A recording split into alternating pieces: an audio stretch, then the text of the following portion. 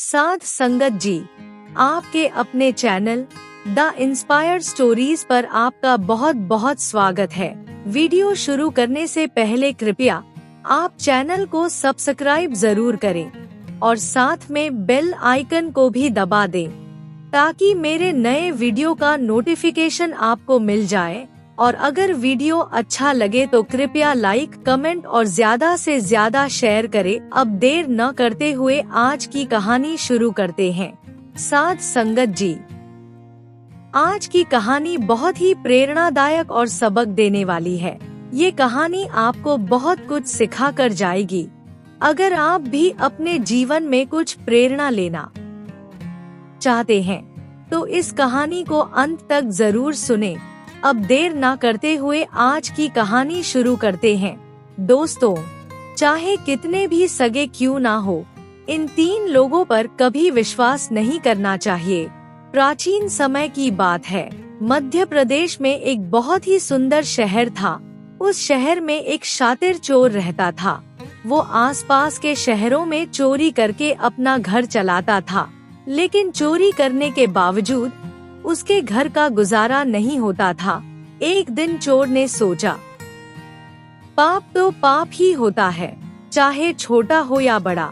मैं चाहे छोटी चोरी करूं या बड़ी चोरी, लोग तो मुझे चोर ही कहेंगे।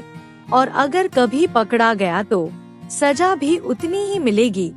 तो क्यों ना मैं कोई बड़ी चोरी करूं, ताकि मेरे घर का गुजारा अच्छी तरह से हो सके। ये सोचकर उसने राजा के महल में चोरी करने की योजना बनाई और रात के समय मौका देखकर वो राजमहल में घुस गया और तलाश करता करता राजा के खजाने तक जा पहुंचा। वहां पहुंचकर उसने देखा, खजाने के कमरे के बाहर बहुत सारे सैनिक पहरा दे रहे थे। इतने सारे सैनिकों को देखकर वो सोचने लगा कि इतने सारे सैनिकों को धोखा देकर अंदर घुसना बहुत मुश्किल है। इनके होते हुए अंदर जाना मौत को दावत देने के बराबर है। अगर मैंने खजाने में चोरी करने की कोशिश की तो सैनिक मुझे जिंदा नहीं छोड़ेंगे। ये सोचकर वो वापस चल पड़ा।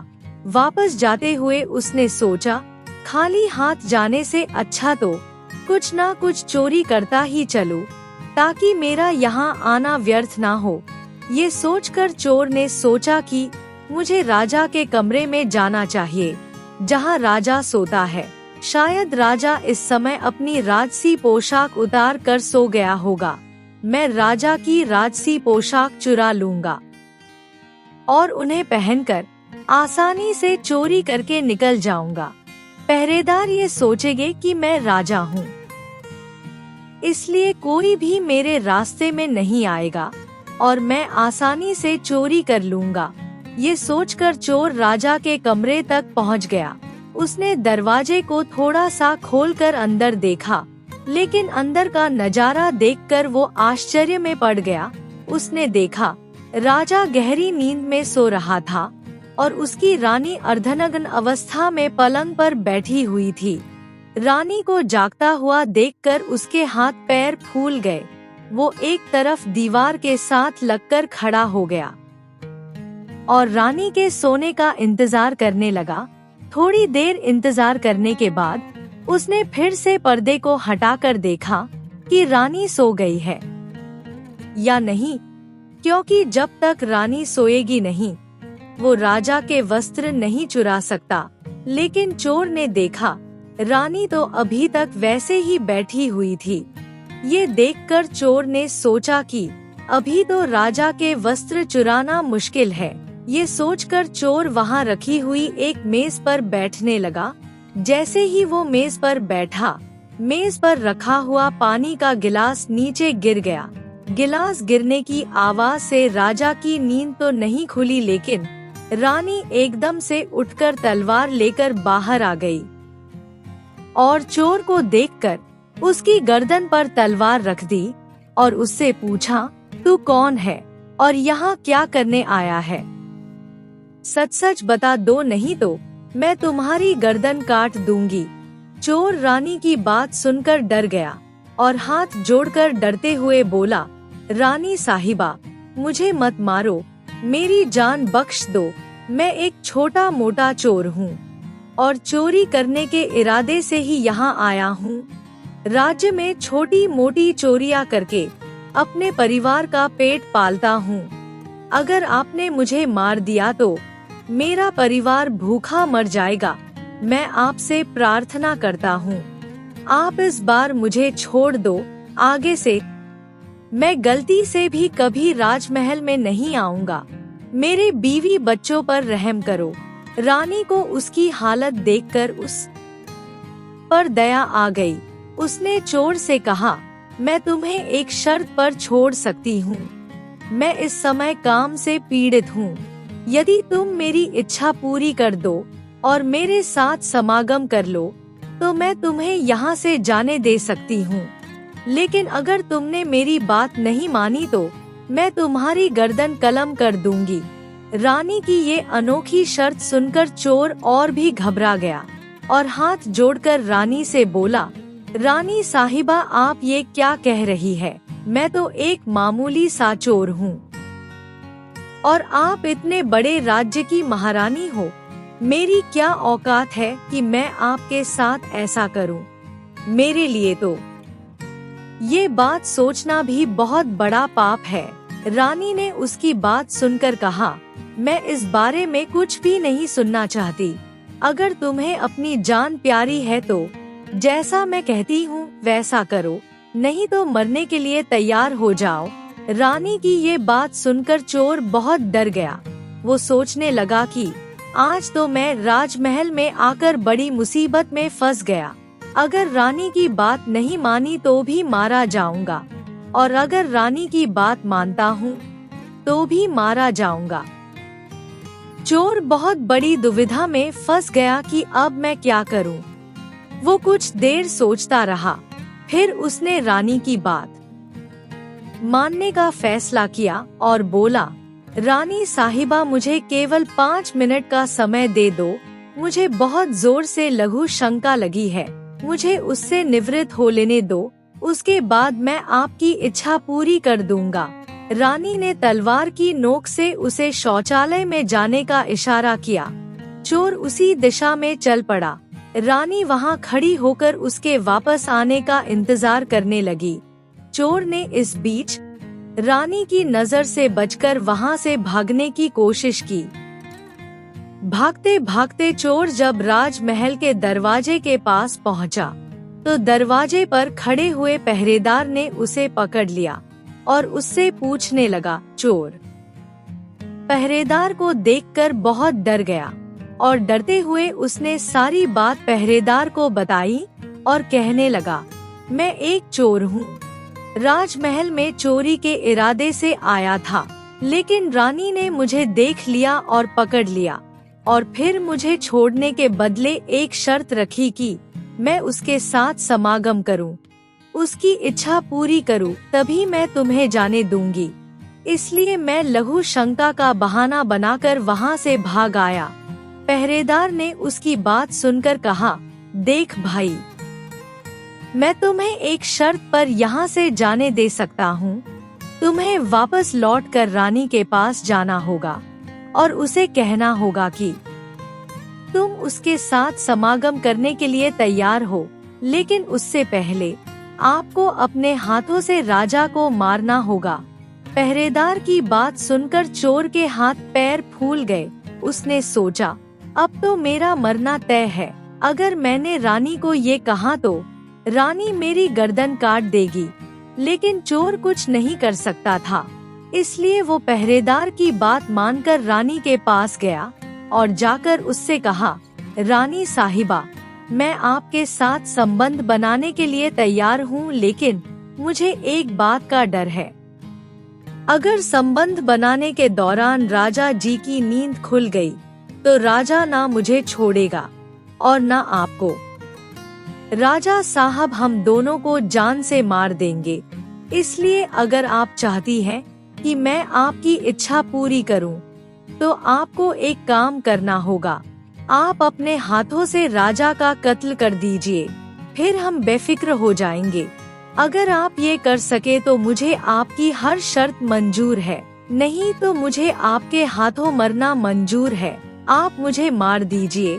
काम रानी के ऊपर इतना हावी हो चुका था कि उसने काम के वशीभूत होकर चोर से कहा, तुम रुको, राजा को मारना मेरे लिए कौन सी बड़ी बात है, मैं इसी समय राजा को जान से मार देती हूँ। ये बोलकर रानी ने दोनों हाथों से तलवार को पकड़ा और सोए हुए अपने पति का सिर काट दिया। जब रानी ने राजा का सर काट दिया तो सारे कमरे में खून ही खून फैल गया और राजा के खून से रानी भी भीग गई। अपने आप को ऐसी हालत में देखकर रानी बेहोश होकर गिर पड़ी। चोर ने जब ये देखा तो अवसर देखकर वहाँ से भाग गया। सुबह सुबह राजमहल में शोर मच गया कि किसी ने राजा साहब को मार दिया है, मगर राजा को किसने मारा, ये बात किसी को नहीं पता चली। सब लोग ये सुनकर बहुत परेशान थे कि राजा को सोते हुए किसी ने मार डाला। उधर रानी भी होश आने के बाद दहाड़े मार कर रोने लगी। इस रहस्य को राजमहल में सिर्फ वही पहरेदार जानता था कि रानी और उस चोर में से किसी एक ने राजा को मारा है, परंतु इस बारे में उसने किसी को नहीं बताया। राजा के अंतिम संस्कार की पूरी तैयारी हो गई थी। उधर रानी ने घोषणा की वो राजा के साथ सती होना चाहती है। रानी की ऐसी हालत देखकर किसी को भी रानी के ऊपर शक नहीं हुआ, क्योंकि अगर रानी ने राजा को मारा होता तो वो राजा के साथ सती क्यों होती। इधर रानी ने श्रृंगार किया और राजा के साथ सती होने के लिए उसकी चिता पर बैठ गई। राज्य के लोग एक एक करके चिता पर लकड़ियां रखने लगे और उन्हें प्रणाम करके पीछे लौटने लगे। इस प्रकार सबसे आखिर में वो पहरेदार भी चिता पर लकड़ी रखने गया। जो इस रहस्य को जानता था वो चिता के पास पहुंचा। उसने धीरे से रानी के कान में कहा, महारानी आप तो सती हो जाएगी, लेकिन सती होने से पहले मुझे इतना बता दीजिए कि राजा को आपने मारा था या उस चोर ने। रानी ने जब पहरेदार की बात सुनी तो वो चौंक गई। वो समझ गई कि इस राज को पहरेदार भी जानता है। रानी ने उससे कहा, राजा को ना तो मैंने मारा और ना ही उस चोर ने, लेकिन अगर तुम फिर भी जानना चाहते हो कि राजा को किसने मारा तो राज्य के बाहर उत्तर दिशा में जो जंगल है वहाँ चले जाओ। वहाँ एक झोपड़ी में साधु रहता है, वो तुम्हें इस राज को जरूर बता देगा। पहरेदार के अंदर ये जिज्ञासा थी, वो इस रहस्य को जानना चाहता था, इसलिए वो अगले ही दिन रानी के बताए अनुसार उत्तर दिशा में जंगल में चला गया। जंगल में थोड़ा ढूंढने पर उसे साधु की कुटिया नजर आई, जहां वो साधु रहता था। पहरेदार ने जाकर साधु के पैर पकड़ लिए और बोला, बाबा, मैं ये रहस्य को जानने के लिए आपके पास आया हूँ कि राजा को किसने मारा। कृपया आप मेरी जिज्ञासा शांत कीजिए। साधु ने उसकी बात सुनकर कहा, बेटा, अगर तुमने इस रहस्य को जानना है तो तुम्हें एक काम करना होगा। मेरी झोपड़ी के बाहर एक बकरा बंधा हुआ है, तुम अपनी तलवार से उसका सिर काट दो। जैसे ही तुम बकरे का सिर काटोगे, उसका धड़ जमीन पर गिर जाएगा और उसका सिर हवा में उड़ने लगेगा। फिर तुम उस बकरे के कान पकड़कर लटक जाना। वो बकरे का सिर तुम्हें जिस जगह ले जाएगा, वहाँ पहुँचकर तुम्हें तुम्हारे सवाल का जवाब मिल जाएगा कि राजा को किसने मारा। अब पहरेदार ने साधु के कहे अनुसार ही किया। झोपड़ी के बाहर जो बकरा बंधा हुआ था, पहरेदार ने उसका सिर काट दिया। सिर कटते ही हवा में उड़ने लगा। पहरेदार ने दौड़कर बकरे के दोनों कान पकड़ लिए। वो सिर उसे भयंकर जंगल के बीचों बीच ले गया। वहाँ पहरेदार ने देखा एक गुफा थी। पहरेदार उस गुफा के दरवाजे पर पहुँचा और सोचने लगा, यहाँ तो कोई इंसान नजर नहीं आ रहा। यहाँ मुझे कौन राजा की मृत्यु का रहस्य बताएगा। वो गुफा असल में एक राक्षस की थी, जिसमें राक्षस और उसकी जवान बेटी रहते थे। शाम का समय हो गया था, इसलिए राक्षस खाने की तलाश में बाहर गया हुआ था। गुफा के अंदर राक्षस की बेटी मौजूद थी। जैसे ही राक्षस कन्या को किसी मनुष्य की गंध का एहसास हुआ, वो दरवाजे के पास पहुंची। उसने देखा एक हट्टा कट्टा नौजवान गुफा के द्वार के बाहर खड़ा था। राक्षस की बेटी ने सोचा, अगर मैंने इसे खा लिया तो एक बार जरूर मेरी भूख मिट जाएगी, लेकिन अगर मैंने इसे जिंदा रखा तो ये मेरे बहुत काम आएगा। राक्षस की बेटी मायावी थी। उसने तुरंत एक सुंदर कन्या का रूप बनाया और पहरेदार के सामने चली गई। पहरेदार ने इतनी सुंदर लड़की पहले कभी नहीं देखी थी। पहरेदार उसे देखते ही उस पर मोहित हो गया। लड़की पहरेदार को अपनी गुफा में ले गई और उसके साथ संबंध बनाया। जब राक्षस के वापस लौटने का समय हुआ तो लड़की ने उसे मक्खी बनाकर दीवार पर चिपका दिया। राक्षस वापस आया और उसने अपनी बेटी से पूछा, मुझे गुफा के अंदर मनुष्य की गंध आ रही है, क्या कोई मनुष्य हमारी गुफा में घुसा है? बेटी ने बहाना बनाते हुए कहा, पिताजी आप कैसी बातें कर रहे हैं? हमारे होते हुए यहाँ किसी के आने की हिम्मत कैसे होगी? अगर मुझे कोई मनुष्य नजर आएगा तो मैं उसे कच्चा चबा जाऊंगी। इस तरह उसने राक्षस को गुमराह कर दिया। राक्षस की बेटी रोज रात पहरेदार को मनुष्य बना देती और फिर जैसे ही दिन होता उसे मक्खी बनाकर दीवार से चिपका देती। इसी तरह से कई दिन गुजर गए। अब पहरेदार को अपने परिवार की याद सताने लगी, लेकिन वो राक्षस की बेटी के चंगुल से निकल नहीं पा रहा था। एक दिन उसे मौका मिल गया और वो मौका देखकर रात को वहाँ से भाग निकला। भागते भागते वो कई दिनों के बाद अपने घर पहुँचा। घर पहुंचकर उसे बहुत खुशी हुई। अपने बीवी बच्चों से मिलकर वो बहुत खुश हुआ। वो सोचने लगा, अच्छा हुआ मैं जो वहाँ से भाग आया, न जाने कब तक वो मुझे मक्खी बनाकर वहाँ रखती। इस तरह पहरेदार को अपने घर रहते हुए काफी दिन बीत गए। एक दिन पहरेदार बैठा हुआ था, तभी उसे फिर से राक्षस कन्या की याद आई। अब वो दिन रात उसके ख्यालों में खोया रहता। उसकी सुंदरता को याद करके उससे मिलने की इच्छा करता। उसके बिना ना तो उसे खाना अच्छा लगता और ना ही कुछ पीना। वो भूखा प्यासा बैठा हर समय यही सोचता था कि उस लड़की से किस तरह मिला जाए। अब पहरेदार उस लड़की से मिलने के लिए तड़पने लगा। कुछ दिन तो ऐसे ही चलता रहा। एक दिन उसने फिर से उस लड़की के पास जाने का फैसला किया। जब जाने लगा तो उसने सोचा, पिछली बार तो मुझे वहाँ साधु ने पहुँचा दिया था, लेकिन अब मैं वहाँ से भाग कर आया हूँ, इसलिए मुझे रास्ते का भी पता नहीं है। क्यों ना एक बार फिर से उस साधु की मदद ली जाए। ऐसा सोचकर वो साधु की झोपड़ी पर पहुँच गया और उसे हाथ जोड़कर बोला, बाबा एक बार मुझे फिर से उसी जगह पर भेज दो जहाँ पहले भेजा था। अब पहरेदार राजा की हत्या का रहस्य भूल चुका था। राक्षस कन्या से मिलने की बेचैनी उसके अंदर बढ़ती जा रही थी। साधु समझ गया कि ये काम के वशीभूत है। तब साधु ने कहा, बेटा पहले तो मेरे पास एक बकरा था जिसके कान पकड़कर तुम वहाँ चले गए थे, अब तो वो भी नहीं है। अब मैं तुम्हें वहाँ कैसे पहुँचाऊं? तब पहरेदार ने साधु की बात सुनकर कहा, बाबा मैं जीवन भर आपकी गुलामी करूँगा, सिर्फ एक बार मुझे उस लड़की से मिला दो। साधु ने उसकी बात सुनकर कहा, बेटा मैं तुम्हें उससे मिला तो सकता हूँ, लेकिन तुम्हें उसके लिए अपने बेटे को मेरे पास लाना होगा। पहरेदार ने साधु की बात सुनकर कहा, बाबा ये कौन सी बड़ी बात है।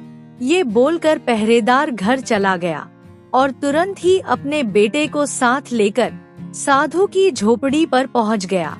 साधु ने उसे देखकर कहा, बेटा, जिस तरह से तुमने बकरे का सिर काटा था, इस तरह से तुम अपने बेटे का सिर भी काट देना। फिर उसी तरह इसका सिर भी हवा में उड़ने लगेगा।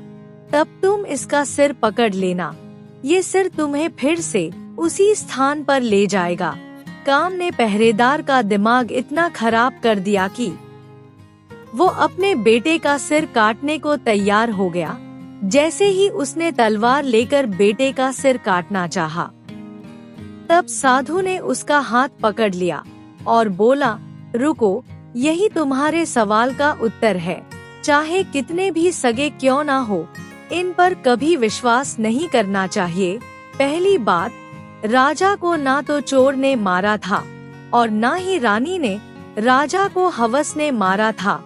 जिस तरह कामवासना में अंधे होकर तुम अपने बेटे को मारने के लिए तैयार हो गए, इस हवस के वशीभूत होकर मनुष्य अंधा हो जाता है और गलत से गलत काम भी करने के लिए तैयार हो जाता है। दूसरा, धन के लालच में आकर कोई भी किसी को मार डालता है।